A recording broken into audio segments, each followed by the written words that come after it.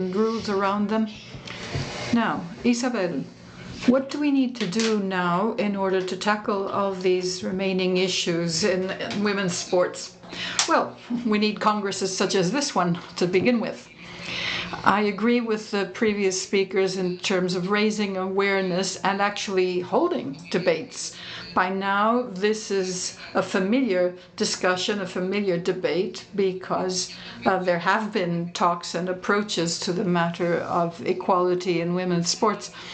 There's something else that came up in preceding panel discussions. It's just creating, space for the women in leadership. I mean, we have the governing body of UFEC, which has a specific policy that could be applied, could be implemented anywhere else. I mean, any woman who is a president will take part in the federation work. Why? Because we need to engage women in decision-making areas and fora.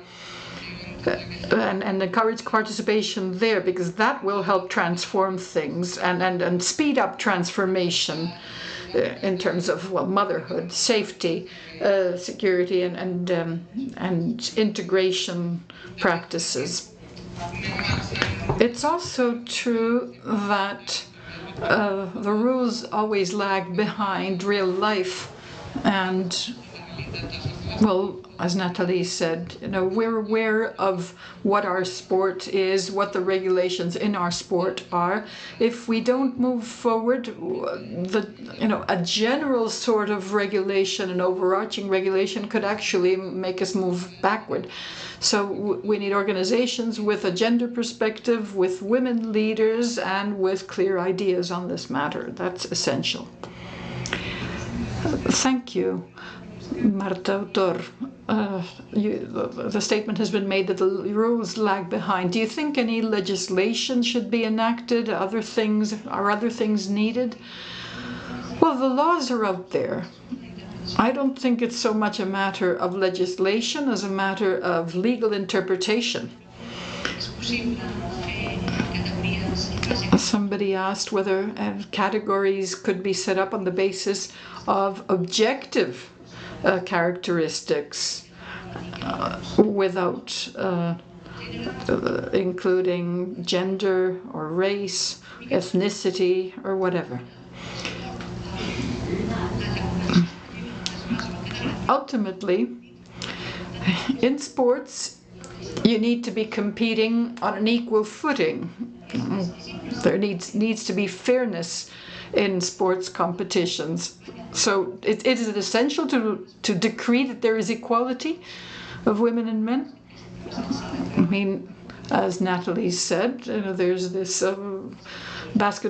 female basketball player who is taller than many males and can actually score more than a lot of males because of this height. I don't have the exact answers. I don't have all the answers to the issues, but I do think we need to sit down and think about these things. Yes, indeed, many studies show that women's bodies tend to be smaller, tend to be less, have less muscle strength, tend to have more elasticity, tend to have this and that.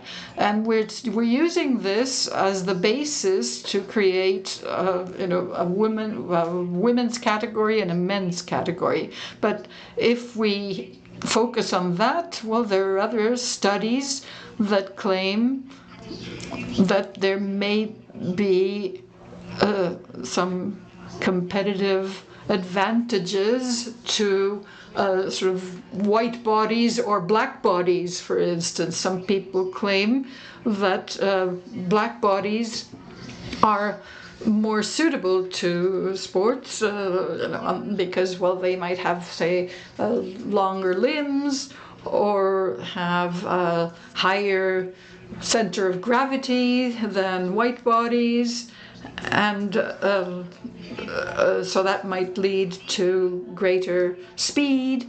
But on the other hand, maybe whites might have a kind of body that leads to faster swimming. I mean, there There are studies showing all kinds of things, studies that focus on the differences between men and women, studies that focus on other kinds of differences, such as racial ones. And there are sports where whites have dominated, and up until now, for instance, swimming. In track and field athletics, on the other hand,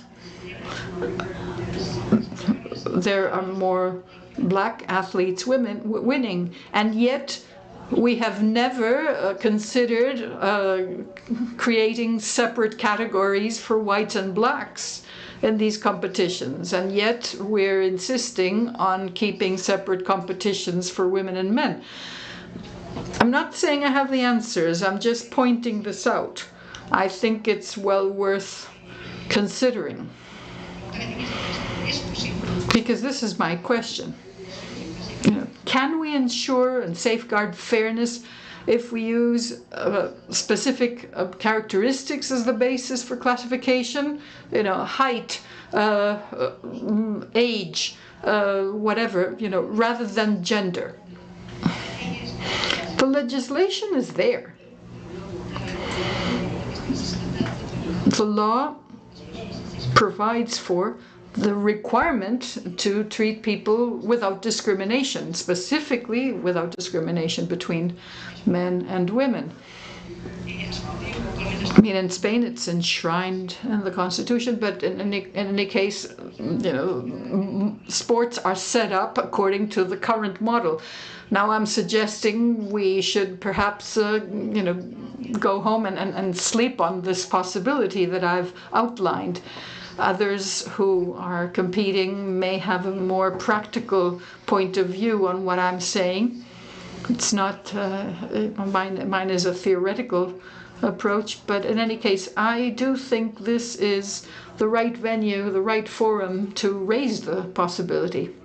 Natalie, did you want to take up what was just mentioned by Marta?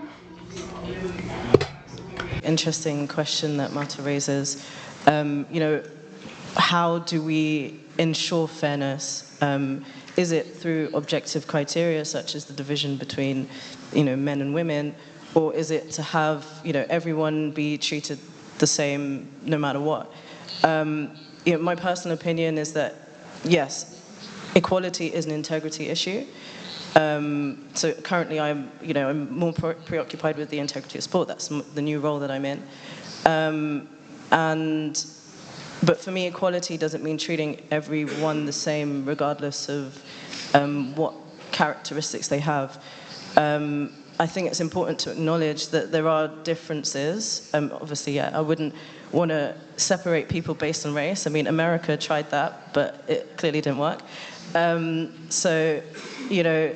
think things like that I wouldn't propose at all. But the division between men and women, I think, is more based in history in the sense that women were excluded for a long time from participating in sport. So my opinion is that having separate categories is in some way, promoting equality and fairness towards women because it enables more opportunity for participation. That's just my little 2 cents on the matter. I don't want to dive deeper into a debate about society and history, but the underlying message is that, equality doesn't necessarily mean treating everyone the same no matter what. We have to acknowledge the differences, including, again, if we go back to transgender perhaps, and enable people to have the same opportunities. If that means giving people a little bit more in order to get to the same level as someone else, perhaps. So again, like if we talk about leadership in sports organizations, we should have programs that promote women in leadership positions, specifically geared towards women. Of course, there are men who are absolutely capable of doing a job, but there are also women who are capable of doing the job who wouldn't necessarily otherwise have the opportunity if, the fact that they're a woman wasn't taken into account. So, interesting question that Marta raises, but I just wanted to add my 2 cents to that. Molt bé, moltes gràcies. De fet, estem en la línia del que ha dit també. Thank you very much. It's also in line with what Asna Kaula said earlier. You know, we have to advocate our differences, but with equal opportunities. And now I move on to Alexandra Gomez. What are you doing at FIFPRO? What steps are being taken to ensure equal opportunities? Well, there's a lot to be said here. And of course, I have a lot of things in my mind that I would like to comment on, because we're all saying a lot of things and I don't even know where to start. But in any case, at FIFPRO, when we talk about sports and the impact of our work on female football players, right now we are running a campaign in the run-up to the 2023 Women's Football Cup.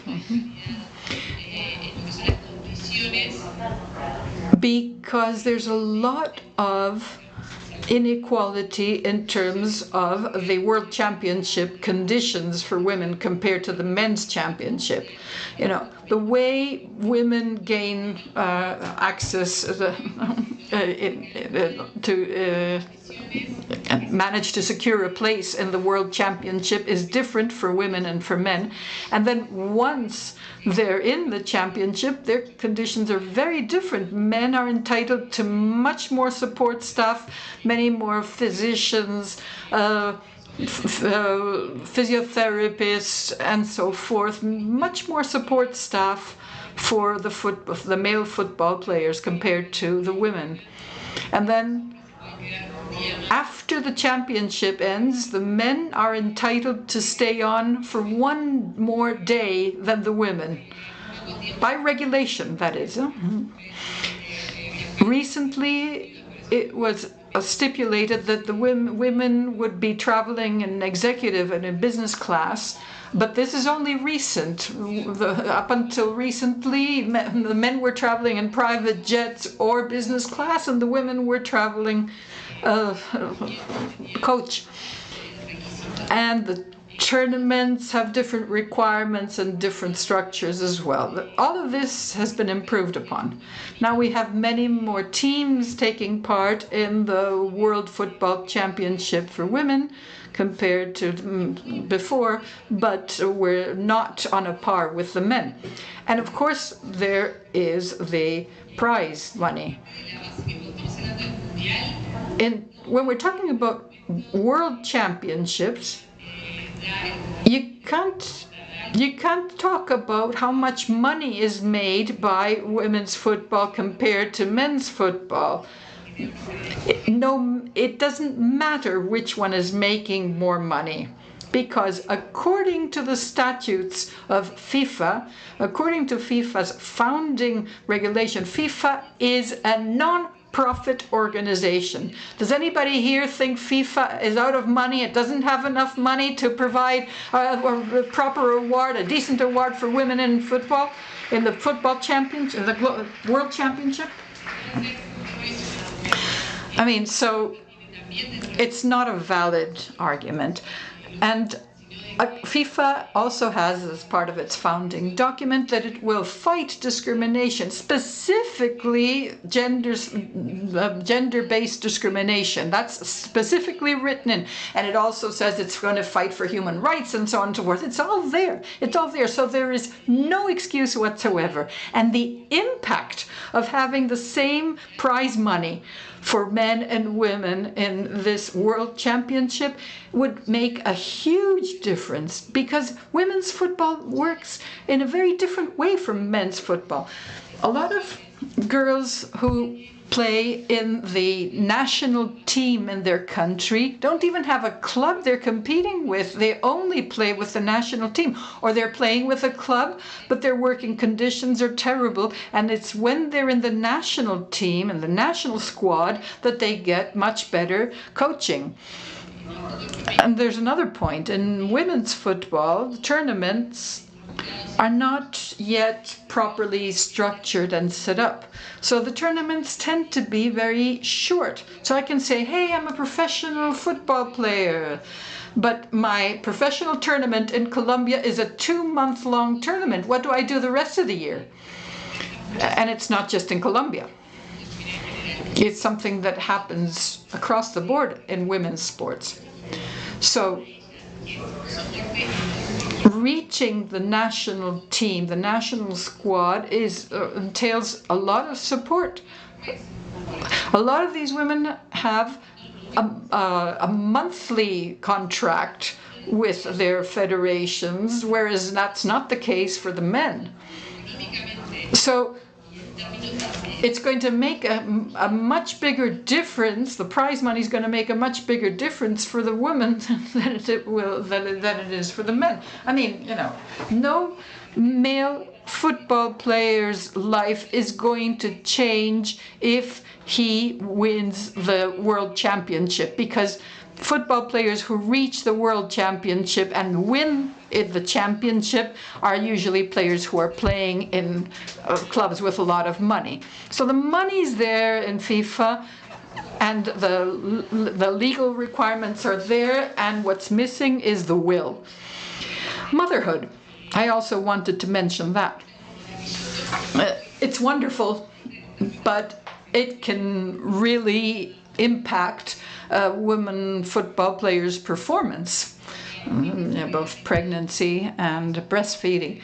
FIFA, at the behest of FIFPro, regulated this point. We really pushed for that. We wanted it to be included in the general FIFA regulation. I mean, these are articles that apply directly. All of the federations that are members of FIFA are required by law. They don't actually have this, but they're required, according to the FIFA regulation, to include these points in their own regulations. And if they don't, then they are in default. In any case, the point here is that an athlete, a football player who becomes pregnant, should not be worried about losing their job. Something else I want to mention, because it was debated and decided very explicitly in great awareness. The decision was made to prioritize the freedom of the female football player to decide on her own body, her own pregnancy, and her own baby. Why am I saying this? According to the current FIFA regulation, a female football player who doesn't have any kind of medical issues precluding play, you know, I mean, if the doctor says, you're in shape, you're pregnant, but you're in shape and you're fine, you're good to go, then you know, the woman is entitled to play. They can play until the 9th month. I don't imagine them doing so, but it's a possibility. This decision was made quite consciously, knowing that other federations in the world of football decided on a different approach, stating that the woman has to let the competition know as soon as she's pregnant, and then she has to stop playing because you have to protect the baby. And we said, no, that's not the case. You know, so we, together with FIFA and the European Association of Clubs and the Forum, and then the Global Forum of Leagues, we said, well, this is a valid argument, but who's the pregnant person? Well, it's a female player. If there's no specific risk stipulated by a doctor saying it's a complicated pregnancy, it's up to the female player to keep playing. Well, I've talked for quite a while, so maybe I should stop now. Thank you, Alexandra, for addressing such important concepts such as mainstreaming maternity in elite sports and or motherhood in elite sports, and then also the matter of regulation. Now, Marijke Fleuren. Marijke, before this conference we were talking about what are the stumbling blocks and what are the contributing factors in terms of growing women's sports. What are the challenges being tackled in Euro hockey? No, we don't. We don't have to work to grow the hockey itself. I like to come back on other points in the discussion from my colleagues here on the podium, and that's about leadership positions and how can we strengthen it. I think I'm talking, of course, from my position and what I can do and what, as leader, you can do and can play as a role model to make it better for the future generations. Coming back on awareness, I think one important thing what we have to stress is that, of course, all of us are not against men. We all love you, but we all would love also to have you a little bit on our side, to understand what really is the problem of women in different situations. And I have learned a lot myself personally from Thomas Bach. Thomas Bach is the president of the IOC, I presume all of you know. And he has quite a logic approach. His approach is we are with a lot of people in the world, 50% is men and 50% is women. It's just not logic to ignore 50% of our population. We are stupid if we are doing it. So we as men have to understand that we have to support our women to step up, to do the things, to take care for things, and that we help them. And not that they are less, but just we need to give them that just extra confidence to make it. Because that's one of the things what is missing with a lot of women is confidence. Look around you. If somebody asks a woman, or think about it in the past, if somebody asks a woman, do you want to be in our committee? Or do you want to step up for the board? Now I can tell you 90% of the women answers, I don't know. Yes, it seems very nice to me, but I have to discuss at home. If it's something for me, I don't know if I can. I see some people nodding already. If you ask a man, no problem. Within 5 minutes he answers you, yeah, that sounds good to me. And then his wife or his friend, girlfriend, is hearing from somebody else that her husband is in a committee. And of course both is something to say about. It's lovely if you have that conviction yourself. So we need to give a little bit more to the other and then it will become better. So I'm pleading for it, to do it together and to take care and respect what the others are. Then if you listen to these words of Thomas Bach, my idea was, what can I learn from this? What can I do myself? And my biggest point there was that I thought I don't want to approach this item anymore from a frustration point of view, that I'm against men, I have to work with them, and I now have to find a way how we can do it. So that's from a strategy point of view. So just as logic in hockey, sorry, it's not in a different sport, but also 11 to 11. It seems that we have more or less in Europe 3 million hockey players, so that's not really a few, I think. Is that from a strategic point of view, we must take care that not only in participating, but also in leadership, there is more equality, more equal opportunities. And then I'm a practical woman, I think, how can I achieve it? Now, that's just what I try to explain that I would come back on later, and that is now. I have two approaches. First of all, always a scientific approach. I like to know what is now really the reason that women feel barriers, obstacles not to take the job. And what can we do as an organization to make that better? What are the levers, in a difficult word, to make it happen? Now, we have been so lucky that we were part of an European Commission Erasmus Plus project, and the name was SWING. And SWING means supporting women into achieving their goals, and especially in leadership positions. And you can all find it on the website. It is gamechangeher.org. And you can read there the 9 intellectual outputs that are coming from that project. And what were the main obstacles for women? That was fear what the environment would say if they would step up, and also guilt to the family, guilt to the friends, that they were not always available. And that's something what I recognize.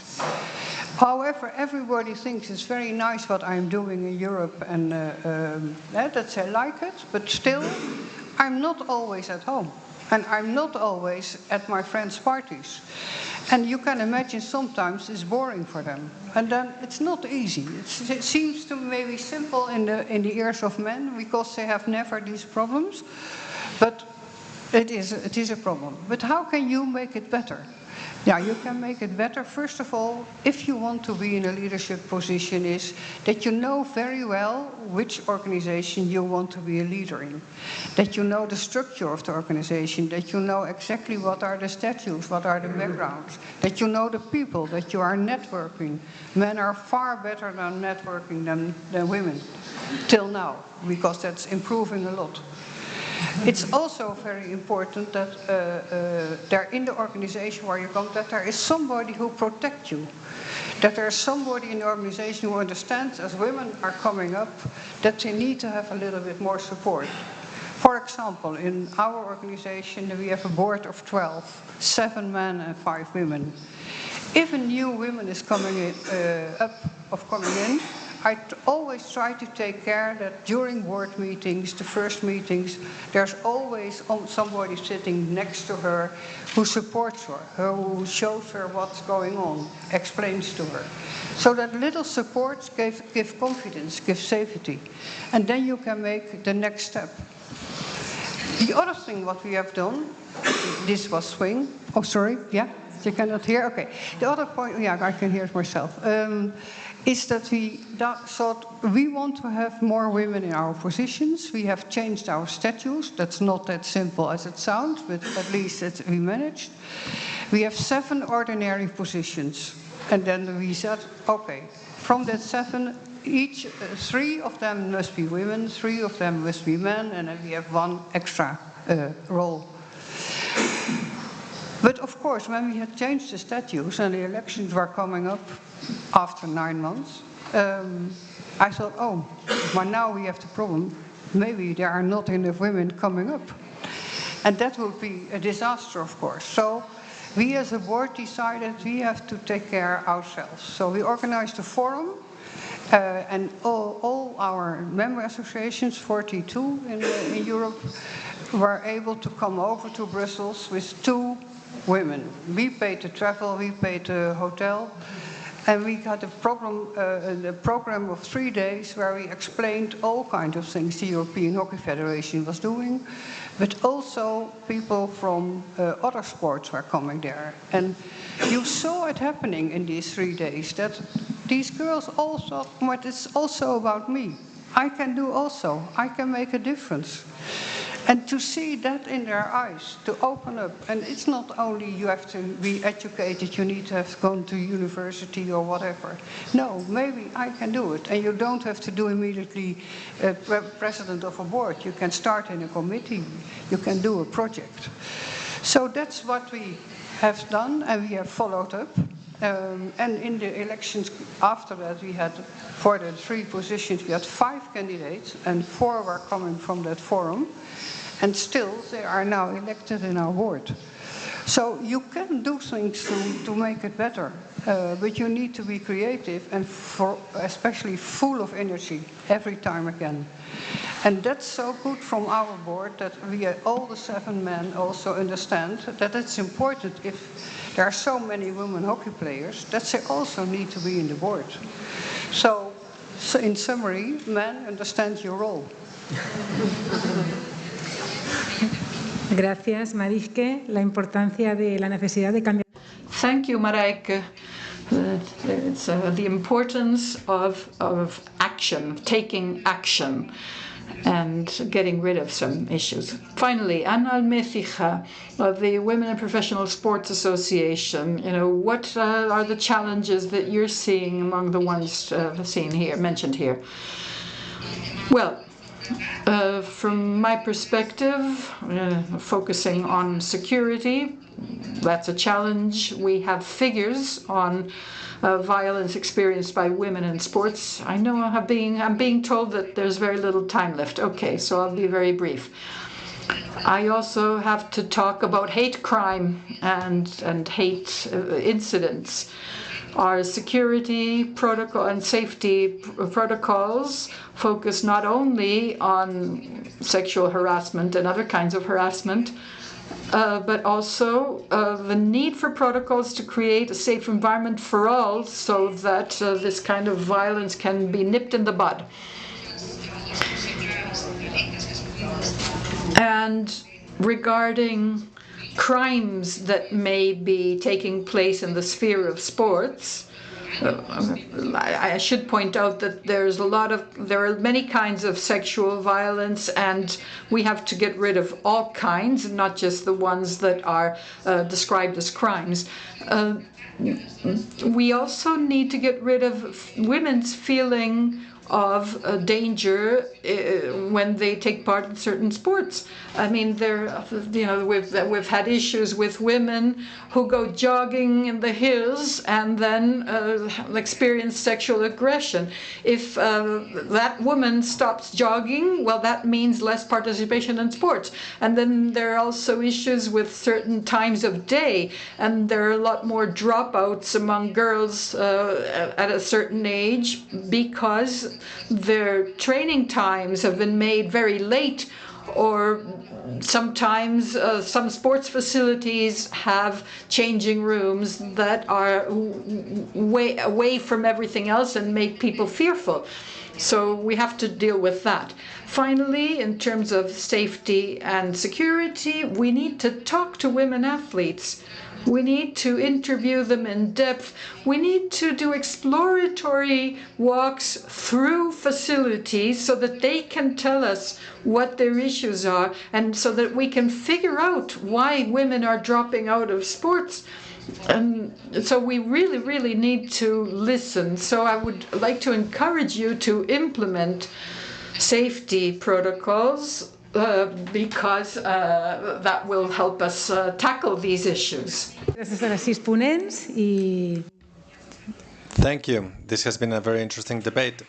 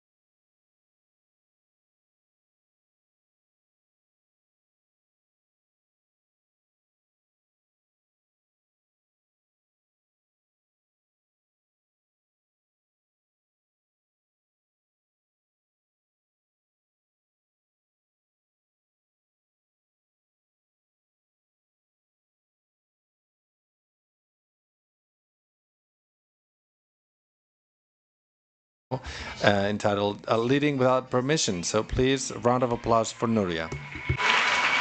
What's wrong with being what's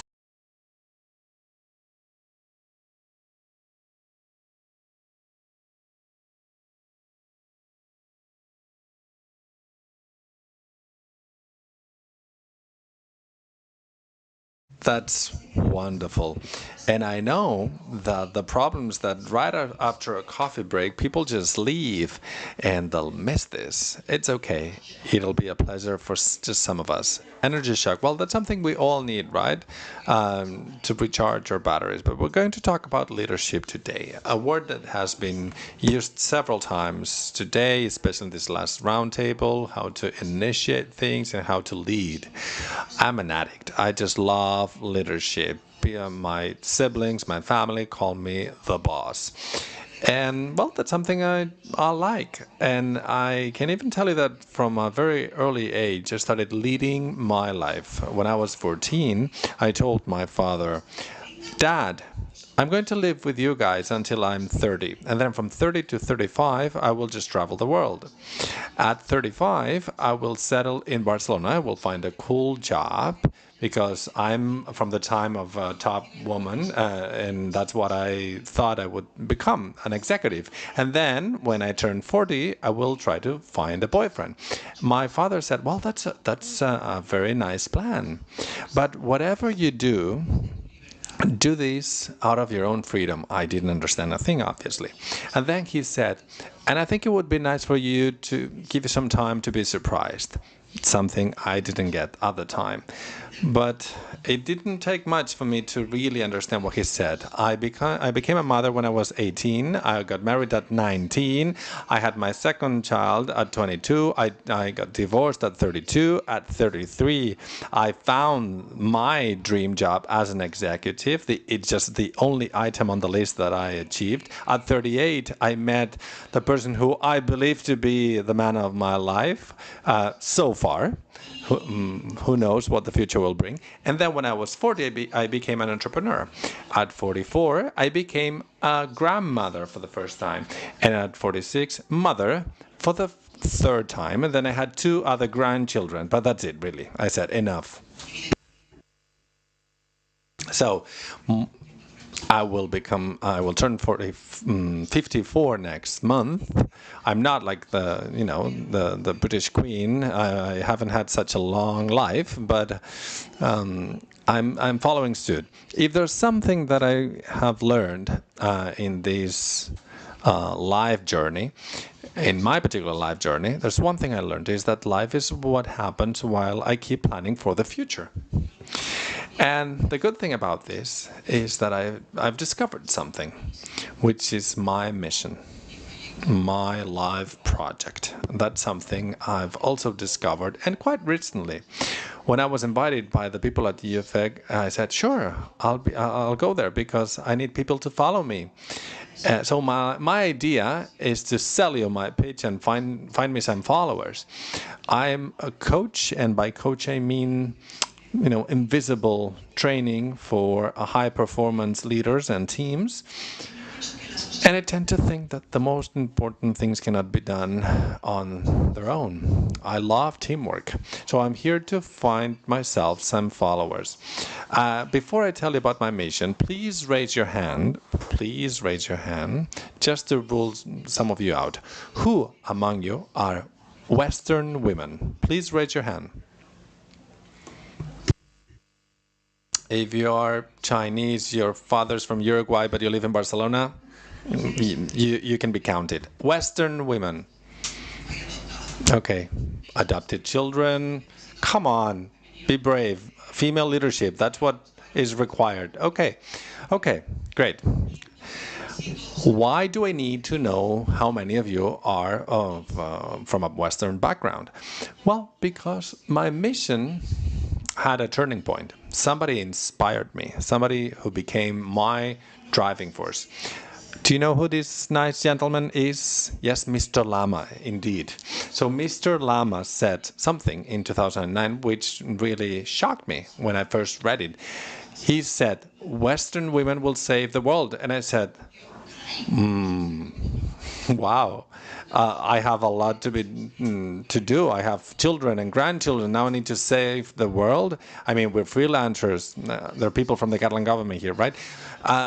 So many eggs in my basket. So it was quite a tall order, but I understood what he said, and he was right. He said it because Western women are the women that are, well, the best prepared in the world, in history. We've never been as prepared as now, because women before us had a very tough life. So, girls, that's what we have. No excuses. We shouldn't be chit-chatting, but rather acting, behaving. I'm action-based. So this nice gentleman was quite an inspiration. But then I have these two girls. I also have a boy, but I don't count him as part of this project. No. And then I have these two, Carlota and Claudia. This one's 31, the other one's 8. So, what happens? The International Economic Forum is saying that it will take 167 years until we reach equality. 167? What are they saying, though? Well, I don't agree. I'm not going to know this. Neither will my children. So that doesn't hold water. We should do something about it. And I decided to give myself a mission, which is to open the way for my kids, which is what I've always done. 30 years ago, I was an executive, and out of these 60-odd executives in the convention, I was the only woman. So it's something that I was already used to. But I had to do this in a deeper way, and I decided to tackle this challenge. So this one's 31, really empowered, and he said, "Look, Mom, we have to do something. Please do something." I said, "No, we'll do it together. The important things cannot be done on your own." So here's what I did. What we did. We founded WOMANTHON, which is a hub, and as you can see, there are many mentors and many more. Some of them are quite known by you. They are top mentors. They call me ma'am because I say, "Andrea, you go here," and then the other one. So they think I'm quite bossy, but it's okay. Ma'am Soler, that's what they call me. And it's something that I like and I accept. So here's what we do. We speed up this race to the goal for equality through our own marathon. We know there's a finish line.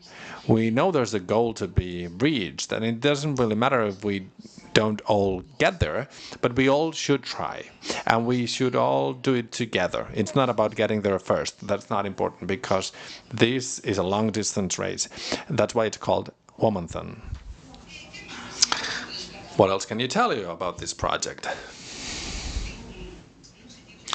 I have a goal. I set a goal for today, for this event, for all of you women and girls. It has to do with two queens. One of them, obviously, this one. So I'm paying tribute to these two queens. You know this one. I have a British friend somewhere, and she said, "Well, I'm not in favor of the royals." And I said, "Okay." I mean, I'm very Elizabethan. We've gone through a very similar life, I have to say. And then there's yet another queen, Rosalia. Why? Because my goal for today is none other than for you to leave this room feeling flushed and crowned. Who would like to be crowned today?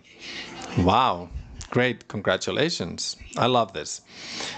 Now, we speak about women empowerment and leadership, and I've never had any female role models.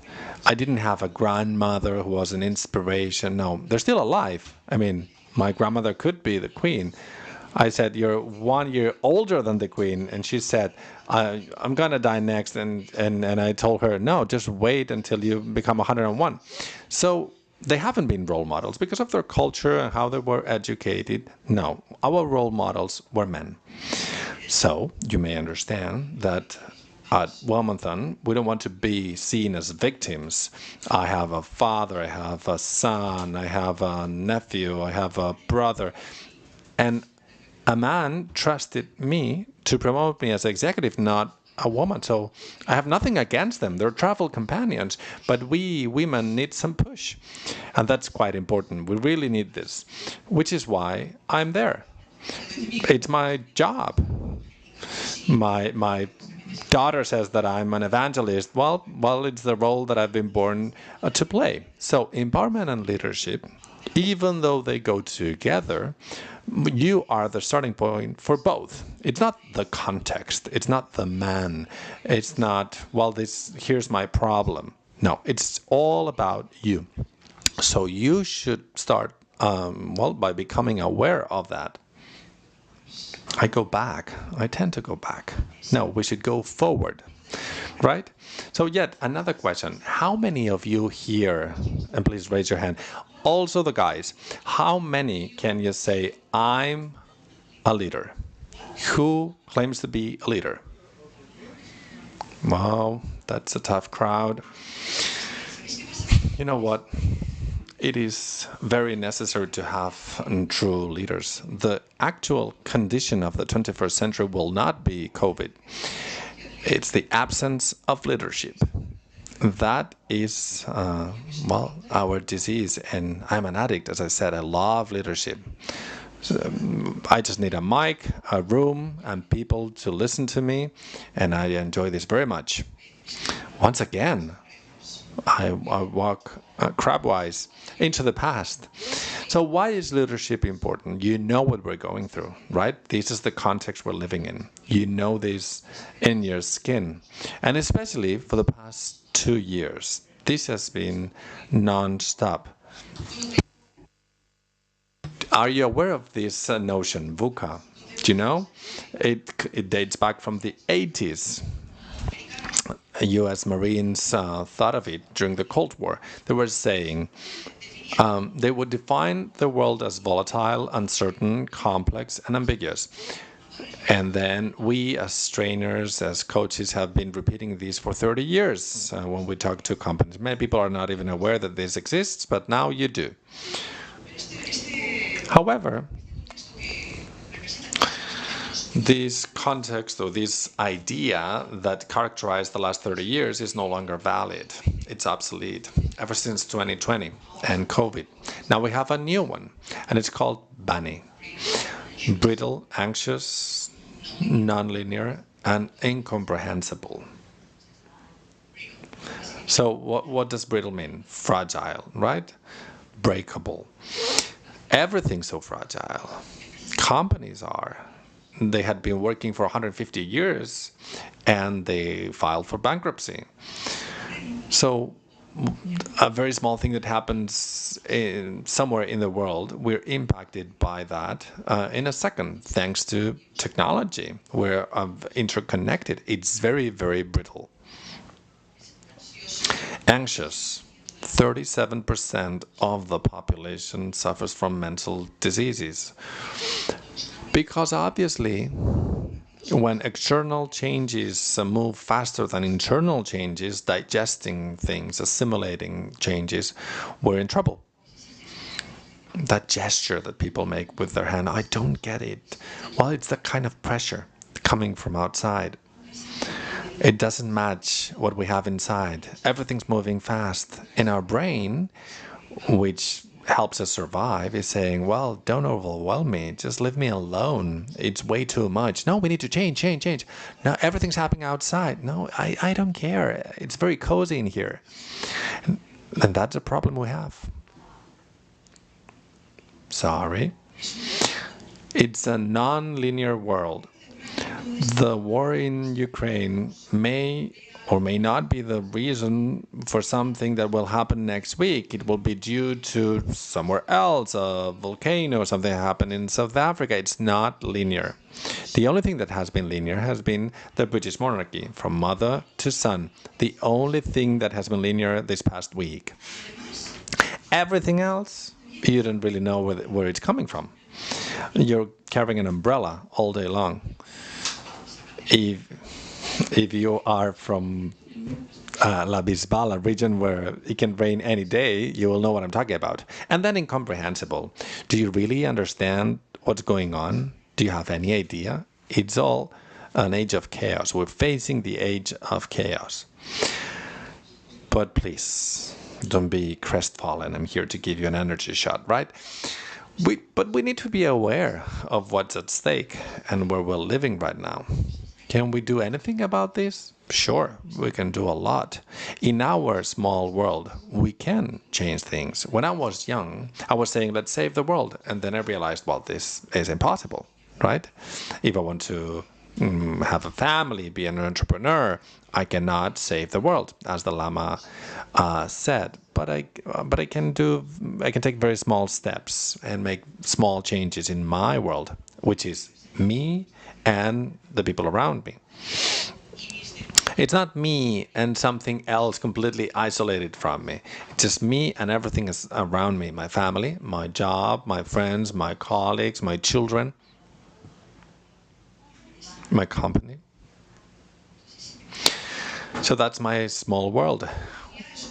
Biology is a bit tricky because we have two eyes, but they only look outward.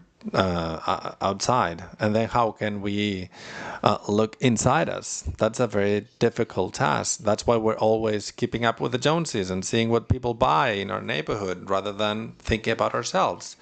And then my child who has a mental disorder, we tend to look outside. I mean, there's a way to look inside, but we just don't have the time.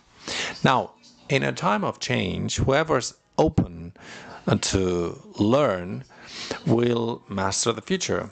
And those who know everything, they're prepared for a world that doesn't exist anymore. I need to learn every single day. Otherwise, I'll stay put. And that's where I'll start having problem. Never stop learning and never stop listening. Listening is so important. Because of biology, we have two small ears. Smaller than others, depending on the person, and a mouth. What do you use more often? Let's be honest. Come on, your ears or your mouth? Mouth. We are a chatterbox. We don't listen to other people, and we have two of them. And sometimes during the summer, we have trouble with our ears when we go to the sea. But anyway, it's just a reminder that they exist. So we're going to live in a very fragile environment. We need resilient systems that can easily adapt. We need to be agile to strengthen our methods for speedy recovery. It's like having a yacht or a transatlantic ship. You become more agile if you're smaller, and you need to be excited. In a brittle world, if you stop being excited, you're doomed. And I know that I'm quite speedy, and I hope for the best for interpreters. I hope that they can follow me. So anxious world. Tools. We need tools for empathy, for reflection, for unwinding, focusing on what's important, not what's urgent. Otherwise, we're putting out fires all day long. Are there any firemen here or firewomen? That's not what we should be doing all day. That's very important as well. To have a trusted environment, trustworthy environment. That's fundamental. If we don't trust people, we're going to feel anxious and we're going to feel that anxiety all the time. Non-linear. You need to be flexible. You need to be resilient once again. And ability to adapt and to have this all-encompassing vision. And most of all, be a good listener. To pay attention to what's going on and where it's coming from. I mean, don't work on the numbers and the statistics because they don't work. Just listen. And if you listen hard enough, you may understand something. And then incomprehensible. You need to be able to work in a team, this kind of skills that are needed to have trustworthy environments and the source of motivation. I don't have the time to dwell on that. And then to both to help and to let other people help you. Isn't that difficult? Sometimes you think that you are Mother Teresa, but then you don't let other people help you. right? Because they may see you as weak, or you may feel indebted to them because they're helping you. And that's ingrained in our brains. More than 80% of our brain is our subconscious. It's a lot. I learned this a couple days ago. 85%. Anyway, we're going to move from this world to something else. What would be the basic condition for a leader? For you to consider somebody a leader, just give me a word, or several. Attitude. Example. Charisma. Empathy. Trust. Knowledge. Anything else? Values. They are important too. Ovaries. Okay, Adriana. She was saying balls. She was saying you need to have balls, but I taught her to say ovaries. Okay, so even though those words are beautiful, if you combine them, they look very nice, but that's not what I was going for. The pre-requirement for leadership is self-leadership. Do you know why? Because that's where leadership comes from. And it's probably the hardest of them all, because you are the most difficult person you will ever lead. And I train to do this every day. You know, with menopause, I've been told that I need to work on my strength, and I say this every Monday. I say, come on, lead yourself, Núria, and I go to the gym. And then next Friday, I say, oh, no, I'll do this next Monday. Well, I never do it, which is what people call New Year's syndrome, with your resolutions that are never actually realized. It is true, you are the toughest person to please and to lead. Unless you're able to lead yourself, it is very difficult to convince other people, because you're not credible. People will not believe in you. You know when somebody knows how to lead him or herself. It's something that doesn't need to be told. It is felt. You know who you wouldn't trust your children to at a given moment. You know, you would probably trust them as the nanny of your children. There are so many people that you would never entrust your children to. So that's why it's so important to be self-led. Who do you think is self-led here? Let me know. No, true self-leaders. Just a few? Not many people. I'm sure that, you know, there are more people, but you probably feel embarrassed. Oh, come up here on stage. It's even harder for me. If you try, it means that you haven't made it yet. No, somebody who believes that they lead their life. Well, okay, so for everybody else who doesn't think, you know, they're leading their life, I want you to understand the source of that self-leadership. Is it nature or nurture? And I believe it's both, because we learn with some skills. They are inborn, but then we need to prepare to implement them, which is a bit harder. You need to study for that. You need to work on it. You need to train yourself. So the source of your self-leadership begins before you're born, right there.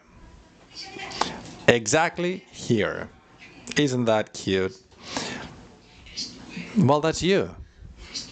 That is you. And I'll remind you, because I have this lapse of memory, but you too.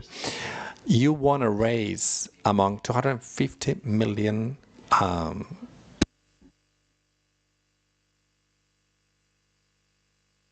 and a year ago, you know, I've been giving this presentation for years now, and you use this as an analogy, as a winner, because you come from, you know, a winning competition.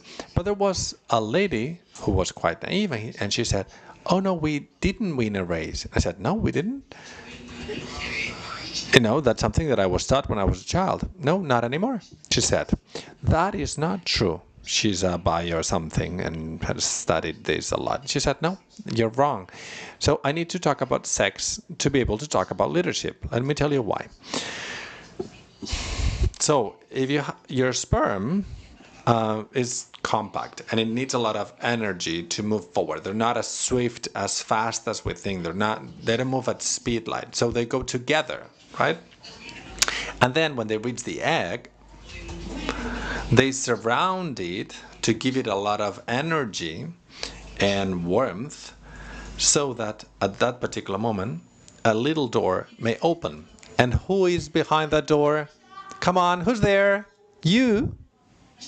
It's not somebody else. That is you. So what do people say about nature? Nature is... Exactly.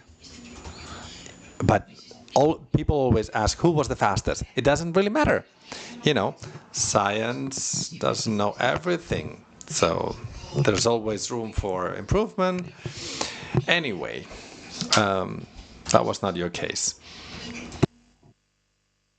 So, you started off by being a winner, and this is true, it's very scientific.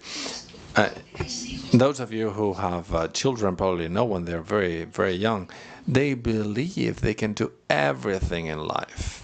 When they're toddlers or when they crawl across the house, they move around and you say, where are you going? Because they believe in any possibility. They can speak any language. Right? You can speak any language when you're born, and you believe in yourself. You believe you can walk, and then you do it. I love the fact that they are great negotiators as well. And you keep saying no. And the child listens to that very same word 60 times a day, no. They say, Mommy, the one who's 8, I just love it. I just keep saying no to her. And then she says, oh, come on, why don't we go to McDonald's tomorrow? And I say, no. Daddy, come on. I'm at my bed and I behaved. Can we go to McDonald's? And he said, whatever your mom says. And then, Mommy. And I said, no. And then the day after that, I took her to school. She says, McDonald's? And at the end, you say, okay, let's go to McDonald's. But when we started getting older, people tell us no. And then we said, okay. That's it. You don't try. You just say, come on, next day. No, second no, and you're done. You don't take any risk. So let's learn from our children because they're splendid people. Then we become older, we grow up, and we lose that essence. We don't remember that we started off as winners. And I want you to remember this right now. Un día, vale, pero ¿y dónde empieza? So, people can ask, where does it start, the setting boundaries and the labels? You've heard of labels, right? And where does it start? Oops, that slipped. It starts right here, the day you were born. You were born at 4 a.m., good time of the day. Your parents were there in the hospital room. And they were all excited and moved, and it was something new to them. They've never experienced it before. They thought it was the best thing in the world, and they were looking at you and looking at each other and looking at you. And they saw an angel. And what your parents say to you is simply, welcome to the world. Welcome to the world. And they adore you. And you can be anything you want. That's what your parents tell you. Well, anyway, modern parents. But, in the home of the poor, joy doesn't last long.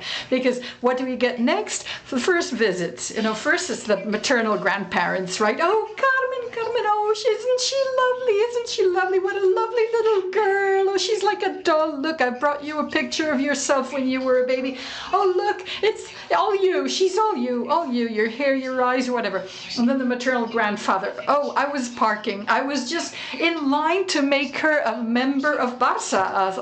Well, it used to take longer. Now you don't have to queue for it anymore. But back in the day. And then, the maternal grandmother, oh, I want to buy her a tutu because she's so nice. She's going to be a ballerina for sure. And then you get the paternal grandparents after the maternal ones leave because they don't want to be together. And then the grandfather said, oh, Oh, Carlos, look at her. See how I'm depicting the mothers-in-law, huh? Oh, look at this picture of you. And this is the mother-in-law. Oh, look, she's a photocopy of you. And the paternal grandfather says, oh, look, she's looking smart. She's going to be a lawyer just like you and me. Carrasco SL. Carrasco lawyers. Okay, more visitors. The uncles and aunts. Your uncle, who will be the godfather, and he turns up wearing the Español club shirt. That's one thing the Queen of England never saw in her life. Queen Elizabeth II never saw Español win the league in Spain. So, and then another aunt brings something vegan and a patchwork to put you, to get you up to date. And then your parents' best friends turn up. They had a baby 3 months ago, and the woman says, "Oh, she's so cute. Please save her for my Borja, for my boy." So you're barely 2 minutes old, and you're going to be a lawyer, you're a member of Barça, you're a supporter of Español, you're going to be a vegan, and you have a boyfriend called Borja, a future husband. So, as a result, all your life, for many years, not many years these days, thank goodness, you are trying to be adequate, to be up to scratch, because you don't want to let anybody down. That happens to the boys too, huh? Happens to you guys too. You don't want to let anybody down. You want to be the perfect girl. The girl everybody expects you to be. Until, at a certain point in time, you spend a fortune traveling to Bali to see if you can find yourself, when you would be able to do this here at home and save a lot of money. You don't have to go to the Caribbean or to Bali to find yourself. But then you have a certain turning point, and you decide, okay, me first. I'm going to start leading my own life. If there's one thing I'm proud of, it's the fact that all of the decisions I've made in life, I've made myself. The bad ones, the not so bad, the so-so, the great, and the amazing. All of those decisions are mine. Do you know how painful it is to get something wrong when you didn't make the decision yourself? No, I've made them all myself. I stop and, before I make my decision, I do my SWOT analysis, right? I do my SWOT analysis, whatever the decision. If I have to get it wrong, I'll get it wrong, but I'll be brave about it. You do have to be brave, huh? Other things you might lack. Have you ever seen somebody who isn't brave getting anything done? I haven't, and there are plenty of cowards out there, plenty of weak people out there not doing anything. So what's next? Well, that's what I was talking about, expectations.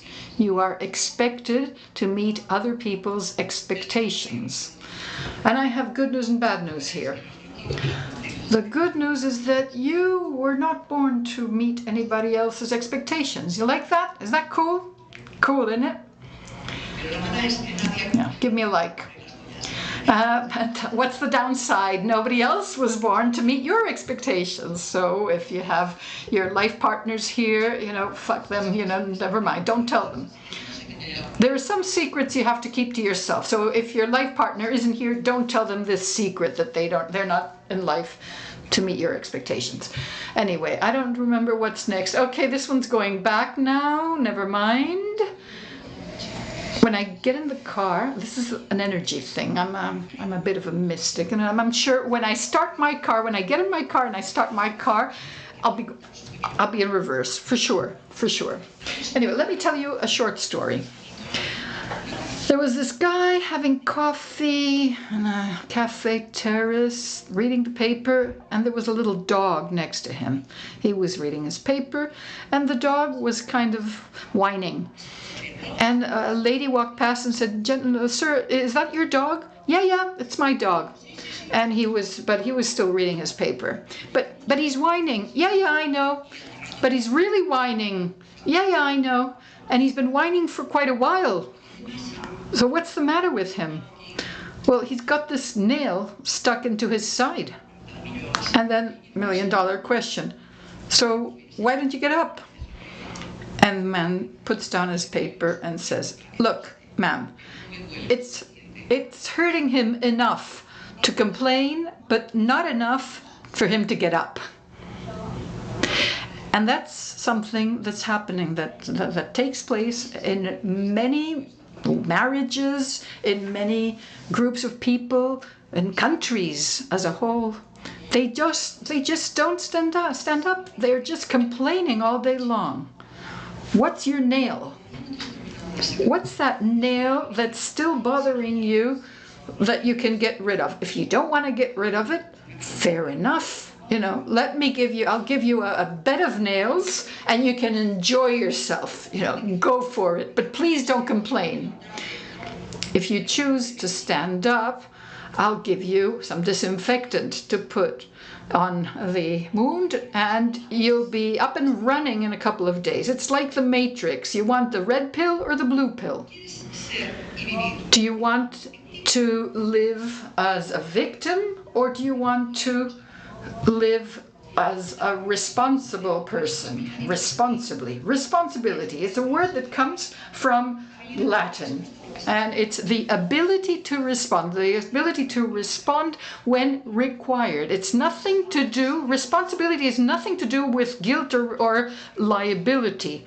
You know, the people responsible for this terrorist attack, no.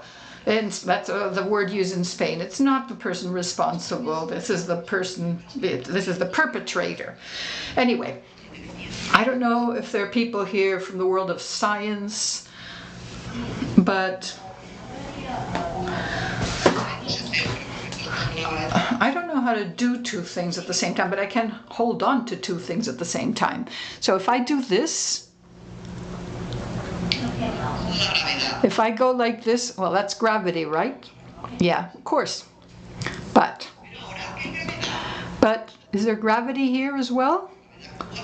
I mean, gravity is operating all day long, 24 hours a day. Why isn't this falling? Because I am needed for this to fall.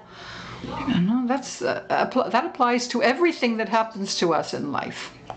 I'm not a victim. For anything that happens to you in life, there's a component that's about you.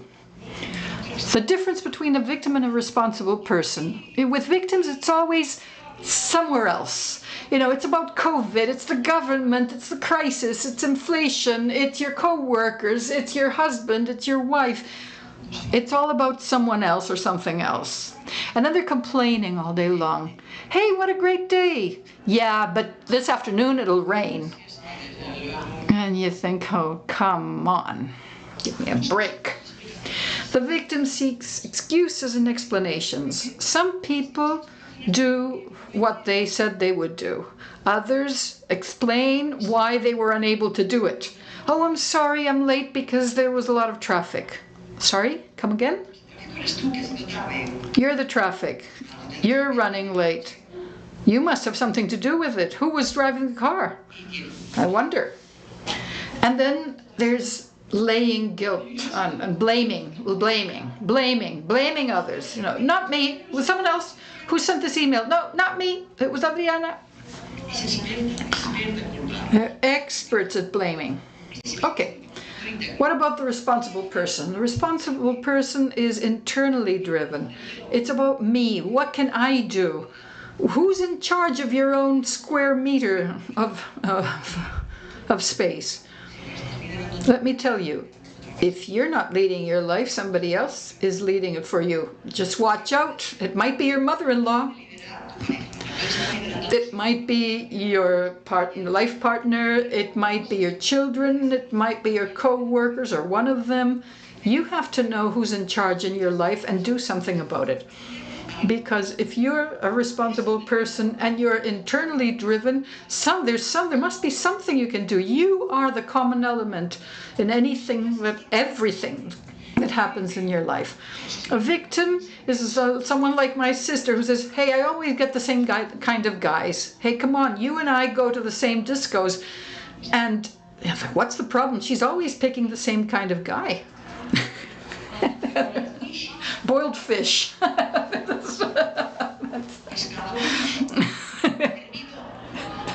You know, kind of worthless guys, okay? So all of my ex-brothers-in-law, I've got a few by now, are the same. And I tell my sister, hey, you might want to have a rethink. Oh yeah, maybe, she says. No, not maybe. You got to do something about it, like now. Because retirement's going to be really tough.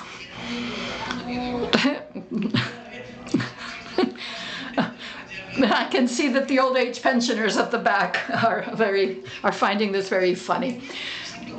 So a responsible person doesn't complain, they propose, you know, so hey, come on, you know, this guy's saying, oh, it's going to rain, you know, this other person says, look, you know what, I've got a tent, a really big tent that we use at my daughter's party, you know, shall I bring it along?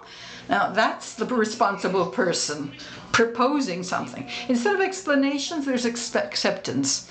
Hey, sorry, I lost track of the time and I got here late. You know, there's acceptance. And a victim always wants to be right. They always want to be in the right, and they try to convince you that they're right, no matter what. There's a huge market out there for bullshit. You know, I try to sell my bullshit to someone else, and they buy my bullshit because they know that I'll buy their bullshit when it's time for them, and then we'll be aligned, right? We'll be buying each other's bullshit. The responsible person doesn't want to be in the right. They want results. Seriously, I don't expect to be right. I don't argue with people. Well, just a bit. I'll tell you about it later. And I don't argue about who's right. I seek results. I've always operated that way. Are you a red pencil or a green pencil person? The kind that criticizes or the kind that does? Are you part of the problem or part of the solution? I mean, you're not going to learn anything new from me, mind you. Nothing new. These are things you already know, but we need to be reminded of such things. Victims talk and judge and have opinions of everything. Nobody wants to sit next to them. They know about it all and they have opinions on it all. Responsible people listen. Do you have co-workers who listen more than they talk? Aren't these people smart? Don't they make very few huge mistakes? And the victim is also about, I have to. To assess quality of life, I assess how many I have in my day. Now I have to see my mother-in-law, I have to attend this congress, I have to see this person, I have to this. But the responsible person says, I want to. Have you ever heard someone go, now I've got to go to the disco and drink a Cosmopolitan? No, people say, hey, I'm off to the disco, I'm going to have 2 Cosmopolitans. So how many I have to, how many I've got to's, and how many I want to's do you have in your life? I say, I have to call my mother. No, I want to call my mother. My mother is a victim. I'll tell you, well, I could tell you about her some other time, but anyway, a week ago she said, hey, who wants to come on Sunday? I'd like us all to be there together. This was last Sunday. I saw her 3 days before, and she said, no, what do you want? What dish do you want? And I said, look, Mom, sorry, we're on a diet. Oh, you people are always on a diet. My mother's old school, right? She's all about feeding the kids. So on Sunday, you turn up there and there's a huge spread and it's all fried food, fried battered food, croquettes, deep fried calamari, battered calamari, whatever. Now, then we have the second course. It's a huge potato salad, lots and lots of mayonnaise, a huge. Okay, there are 12 of us. Fine, fair enough, but it's a huge bowl of salad. Oh, I'll just take some Tupperware. I'll take it home in a Tupperware. Oh, but what is it, Mom? I told you we're on a diet. Oh, come on, what's this thing with the Tupperware? There's got to be plenty of food. Okay, who wants the fricando? So eventually, somebody says, okay, I'll have some of this wonderful meat. Of course, there's tons of sauce along with it. Spectacularly good, mind you. And then you have dessert and ice cream and whatever. In the end, I only ate a bit of the aperitif. And she complained, oh, you don't eat. Oh, why are you on this diet? How am I going to tell my mother I'm on a keto diet and I'm on intermittent fasting? I just don't have what it takes to tell my mother this kind of thing. There are some people, my mother's adorable and she's a lovely person, but she is a victim. She's just stuck in her own mindset. She's thinking of the 80s when we were young and we were eating a lot, and things just don't change for her from her perspective. And then, she's an energy sucker, and they just eat up your energy. They're the kind of person you move away from when you see them on the street. They're the people who are always telling you about their troubles. You have your own troubles. It's one thing to be there, to be supportive, to be a friend, and it's another thing to just have to buy somebody else's bullshit all the time. Have you ever seen a bee argue with a fly about the best way to eat shit? I haven't. I'd rather be a bee than a fly. And victims are flies. And responsible people just give out energy rather than being energy sinks. Have you ever gone into a room and been with somebody and felt, oh, I'm so glad you're here? We're not talking about your brother-in-law or sister-in-law at Christmas. These are the Illuminati. Anyway, there was a Gallup poll.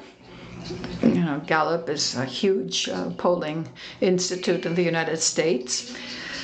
There was a Gallup poll in developed countries about how people live, and the result was that we live in rich countries. We live between the two cultures, the culture of the victim and the culture of the responsible person. How many people do you think live their day, 12 hours a day as a victim and 12 hours a day as a responsible person? I mean, it's okay to be here some of the time. So I'll tell my partner, oh, you haven't mentioned how cute I look. Well, you know it already, but I want you to tell me. And then, I move over to this side and say, okay, you know what, I'll call myself cute. I'm looking very cute, and I'm just telling myself. And sometimes I've had to hear my partner say, oh, you've got great self-esteem. I said, well, what if I didn't? Do I have to sit and wait for you to tell me I'm looking great? No. Do I like it? Fine. If I don't, I'll just change. I won't wait for someone else's approval. Sorry, but I refuse, especially not at my age. What percentage of people in developed countries live as victims? What percentage as responsible people? More or less. 80-20. 80-20. This is not a lotto. Okay. 90-10. 96% of people live in victim mode most of the time, because it's like a windshield wiper, okay? We go back and forth. But now that you're no longer innocent victims, now that you know what this is all about, now that you've got a tool to deal with this, start noticing when you're in victim mode. It's very easy to spot. Through the way that you're talking, you can identify how you're living most of your time. I'm going to show you two characters so that you can identify. Does this look like a victim? What victim is this? She's responsible, right? She grabs her dragon and goes off with everything. I mean, and she's just a character in fiction, okay, but it's that kind of attitude. She's not going through life as a victim, not at all. He's going through life as a victim, poor guy. You know, all sorts of things happen to him, and they happen to him because he's just making these things happen. So what matters is not so much what happens to you, it's what you do about it, how you deal with what's happening to you. It's about making the right decisions.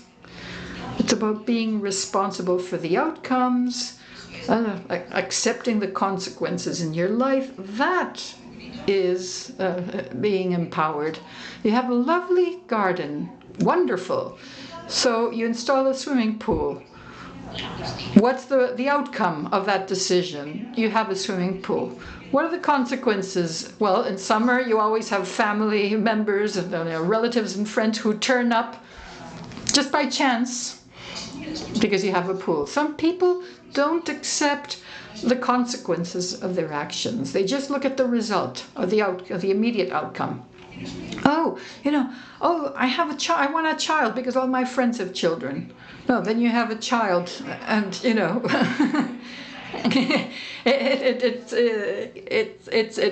all grows, right? The problem grows. I mean, the child grows as well, but the problem grows.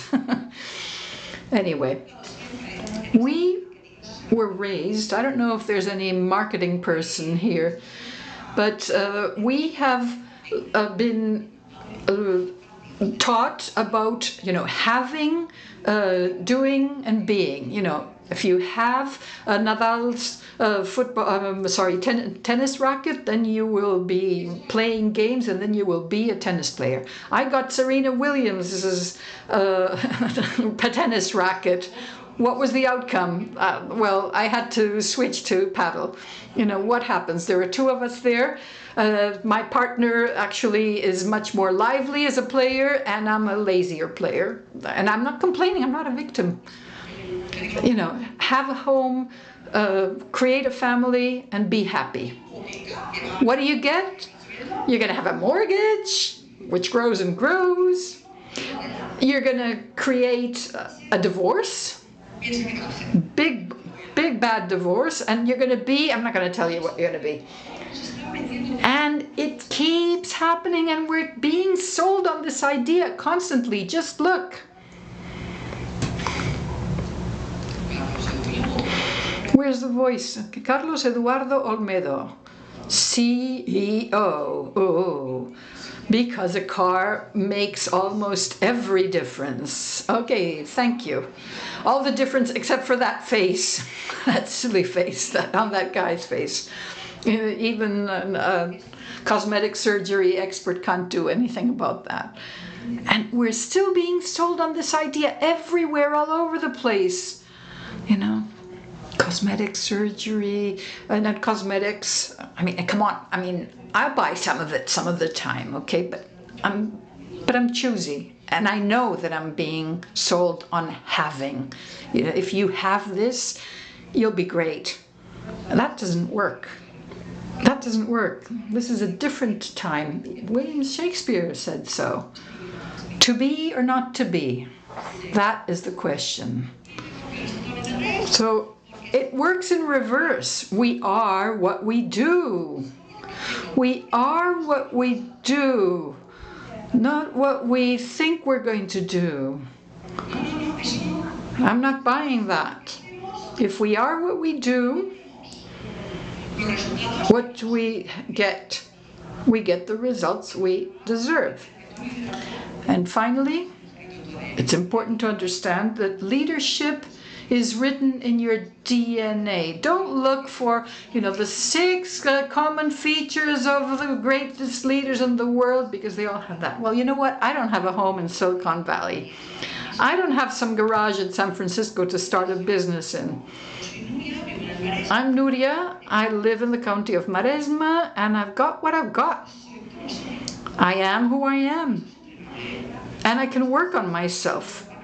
And this can be trained. There are people who say, it's just the way I am. And that's the way I'll always be. I mean, it's a great song to sing at weddings, but it's not a great theme to live your life by, okay? So, you will lead according to who you are. And it's important to know who you are, what you're like, to start changing things. And lastly, I want you to start considering what you can do in your workplace as women in sport, whatever it is that you're doing. What can your mission be in sports? What can you do to promote women's leadership? There must be something you can do. Think of that. Think of what your mission might be in this abstract concept of feminism. You know, people have different opinions on what it is. What is your opinion? Come out of here with a mission.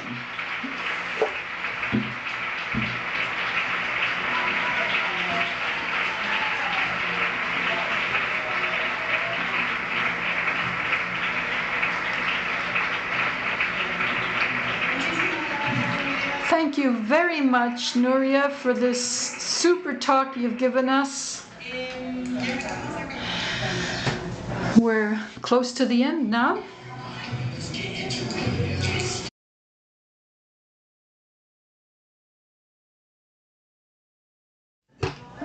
Sorry, Núria is speaking off microphone, so we can't interpret what she's saying.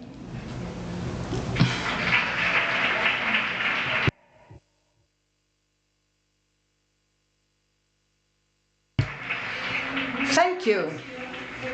So, I have an announcement.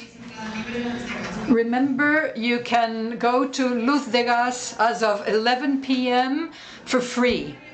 I think it's already been announced, but I did want to remind you of it. Finally, we have the last panel discussion, the last roundtable for today.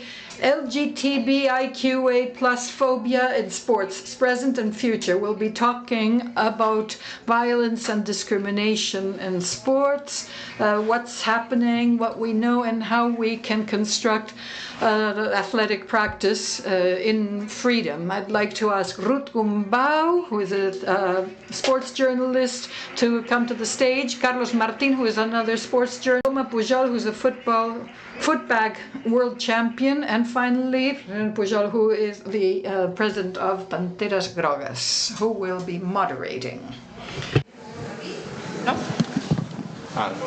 Joan Miro is the president of Panteras Grogas.